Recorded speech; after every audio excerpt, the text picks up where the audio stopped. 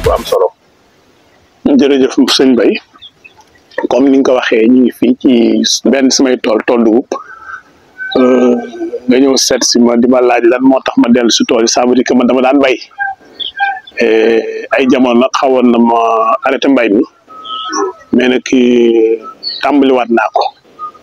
loo gis nag am na lu ko waral di jëkk d'abord fii en tant que maire damay liggéey ak benn coopérative agricole wax COPROSA coopérative de production d'arachide Baye Gora Fall jiite que ma bokk ci ñi nga xam ni maa leen di encadré di leen xelal fu ñu mënul àgg ma yàggale leen fa buñ mënul lijjanti ma jéem a ànd ak ñoom lijjanti ko ñu ñoo xam ne aussi nag jox nañ ma nopp moom Baye Gora Fall président bi ak secrétaire am Mbaare Ndiaye aussi ñoom ñëpp dañ ma jox nopp daal di ma déglu ma ànd ak ñoom di xool nu ñuy def ba suñu coopérative boobu nga xam ne dafa nekkoon ci sukuraat yàlla dimbali ñu yëkkatiwaat ko biñ ko yëkkatiwaatee nag ba ñëpp adhéré ci ba mu commencé dox nag ma ànd ak ñoom di dox ay activité di dem ay formation di xool ay techniques yu bees ci wàllu mbay ma leen fa yóbbu ñu leen di former di leen ko xelal pour ñu mën a soppali seen doxal ak seen liggéey man nag comme maa ngi seen biir li gën mooy ma def comme ñoom moo tax bu ñu dellu ci tool yi parce que di ànd ak ñoom di leen wan di dem ci séminaire yi aussi ak yéen booleeg yenn baykat yi nga xam ne dañuy def yenn techniques yi de résilience yi agricole bon li gën daal mooy ma ànd ak ñoom ci tool yi def comme ñoom bokk na ci li ma motivé ñaareel bi aussi autorité yu bees yi am na lu ñu boote muy souveraineté alimentaire nan la ñuy def ba li ëpp ci li ñuy dundee dootuñu ko jëggaani solution bi du leneen lu may ñu dellu ci tool yi fexe ba li nga xam ni dañ koy bay ñu di ko dundee te li ñu war a dundee aussi ñu fexe ba di ko bay fii bu ko defee macha allah li ñu war a dundee dina disponible njëg yi aussi dina wàññeeku te dootuñu dem di jëggaani ci bitim réew loo xam ni alal dafay dem xajoon na fii bokk na ci li nga xam ne aussi man en tant que maire aussi ma xam ne aussi bon modèle laa ci war a doon daal bon donc bu fekkee digleen nañu bon wanoo toog di wax ak nit ñi def leen te gis ñu la nga def te nag gisuma leen lu ma ko tee mën a def parce que man ci laa judd ci laa yaru loolu aussi bokk na ci li nga xam ni bokk na ci ma dellu si tool yi am na ci loo xam ne aussi formation yi may jot ma gis ni loolu ñuy wax les changements climatiques bokk na ci lenn li nga xam ne moo tax muy war cee mën a xeex mooy dellu ci tool yi di bay suffisamment di ko dundee li ñuy importer dootul bëri ci li ñuy produire aussi ci carbone aussi dootul bëri loolu aussi faut mel ni ENDA en tant que kii structure bokk na ci li nga xam ni bu ma ko jaarale ci AMS association des maires du Sénégal formation yi ma fa am bon ak pexe yi ñu teg ak li ñu lal ak li ñu joxoñ bon loolu aussi bokk na ci li ma motivé ba ma gëm ni aussi tool yi war nañ ci mën a dellu donc daal leneen li ci des aussi bon dama koy faral di wax bay du leneen lu may sport business la da ngay def sa sport ensuite nga amaale ca dara donc dem tool moom boo ci amul dara sport la waxuma laa ba nga ci mën a am dara mu war a nekk li may tuddee sport business la loolu daal bokk na ci li nga xam ne boo ko tënkee tax na man dellu ci àll bi di ci tàllal loxo aussi ñëpp ñun di dellu ci àll parce que leneen néew fi bu ñu bëggee développer Sénégal duñu waa autorité ci kaw ñoo koy développer non ñoom dañu mën a jox ay orientation ñun ñu ci suuf ñoo mën a xool na kenn ku nekk sa jëmmi bopp nan nga mën a def ba li nga xam ne moom la rëdd la cay sa cër nga def ko bu ñu ko defee rek réew mi mën na soppeeku mais bu dul loolu aussi day metti mais réew mi soppi ko du yomb. donc gis nañ ni ñoo ngi benn si ay tool di toolu dugub ndax dugub rek nga bay wala. non bayuma dugub rek parce que bay naa dugub bay naa gerte bay nañ aussi ñebbe parce que loolu lépp aussi en fait comme man dama daan sàmm te damay ñaan yàlla aussi dellu ci sàmm gi ndax bay ak sàmm ñoo ànd bon mani naa bay yëpp daal parce que xontu jur gi sax jar na ko incha allah bu yàlla dimbalee buñ passé yi dañoo war a dellu ci càmm gi man newoon naa ci càmm gi sax mais jamono yi Covid bi daanaka moomu ci xawoon génne ndax duñ tolloo na ci jamono boo xam ne xañ ne wut alal bon daanaka deme warul woon daal tolloon nañ foo xam ne kenn ku ne li nga yor da nga ko delloowaat ci askan bi man nag yi ma yoroon jamono yooyu Covid bi bon mënatu ma woon kon daal di ko yor sama xel mooy moo loolu dama ko jaay bon bokkaat ak askan bi daal ba mu jeex mais comme yàlla dellu si na bon Covid bi jeex na dañu war a delluwaat ci lan daan def mais bien sûr que avec ay résilience quoi ñu changer comportement yi ak doxalin bokk na ci tax ma ni léegi au lieu que ma daan def élevage lu ma soxla lépp ma di ko jënd mais naa bay au moins gi tax dootuma ko jënd xetax dootuma ko jënd bu ñu yàlla dimbalee ngooñ aussi doo ko jënd bu la yàlla dimbalee dugub aussi bu ñu yàlla dimbale mën nga ko bañ a jënd te loolu lépp aussi dafay nekk intrant boo xam ne day dugg ci élevage bi di ko facilité au delà de ça aussi dama ciy dund. Merci, monsieur le maire. On vous a trouvé ici, retour vers l'agriculture. Donc, qu'est-ce qui vous a poussé de retourner vers l'agriculture? Merci, monsieur Fall. Bon, je suis là dans mon champ de mil. Comme tu l'as si bien dit,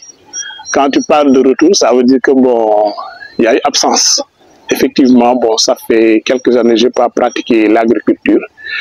Mais cette année-ci, quand même, j'ai décidé de reprendre l'activité.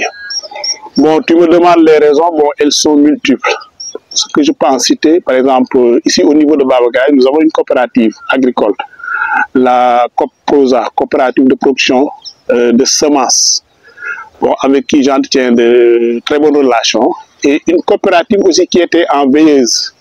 bon, en somnolence, heureusement, avec l'écoute de ses dirigeants, notamment Baïgoro Fall, le président, et Marendiaï, le secrétaire, quand même, on est parvenu à ressusciter la coopérative. Et depuis lors, bon, peut-être je leur sers d'encadreur, de coordonnateur, d'impulseur, si je peux m'exprimer ainsi. Et il nous arrive d'assister à des formations et d'aller vers des gens pour voir comment quand même nous adapter compte tenu aux nouvelles exigences de l'activité. Et c'est dans ce cadre que je me suis dit que ne serait-ce que pour mieux les accompagner, pourquoi ne pas retourner comme eux dans les champs et faire comme eux, avoir mes champs et les cultiver. D'abord, ça fait partie des raisons qui m'ont poussé à revenir dans l'activité. En plus, bon, les nouvelles autorités aussi bon, ont lancé peut-être le mot. Il faut aller retourner à l'agriculture, ne serait-ce que pour assurer quand même l'autosuffisance alimentaire.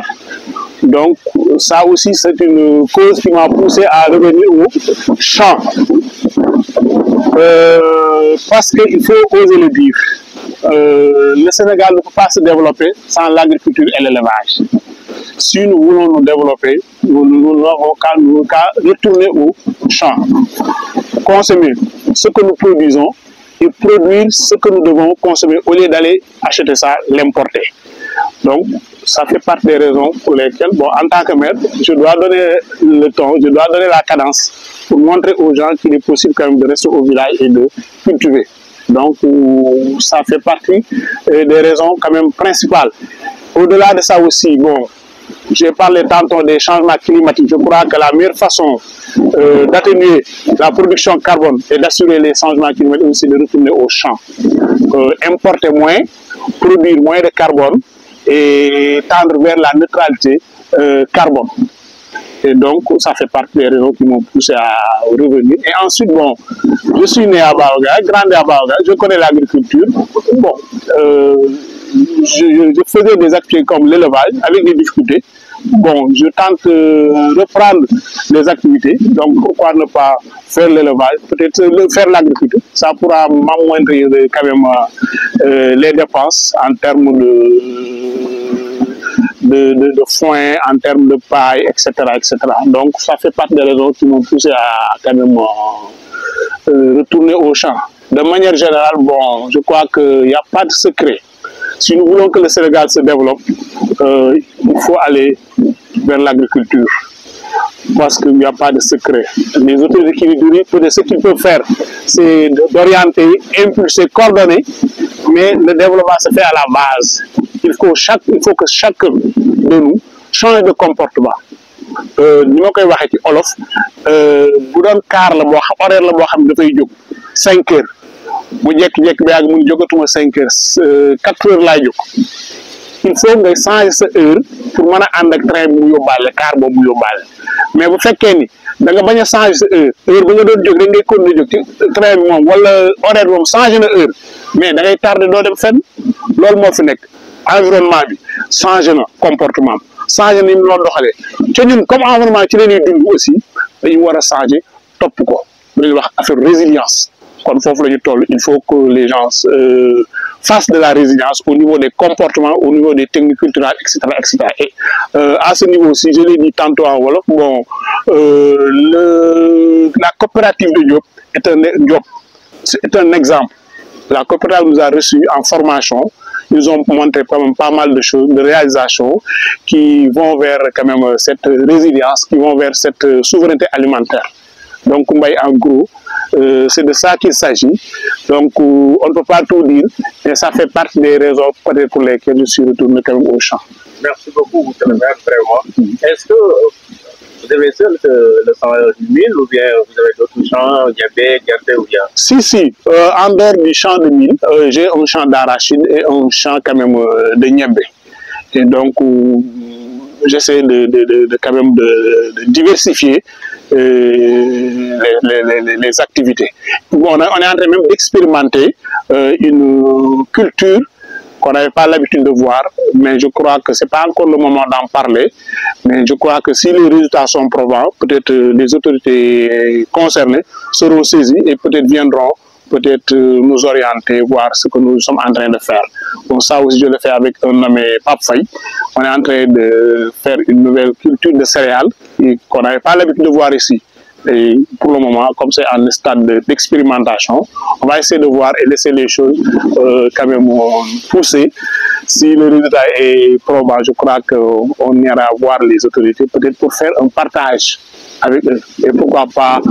une divulgation de cette technique et de cette culture. Merci beaucoup. Merci beaucoup.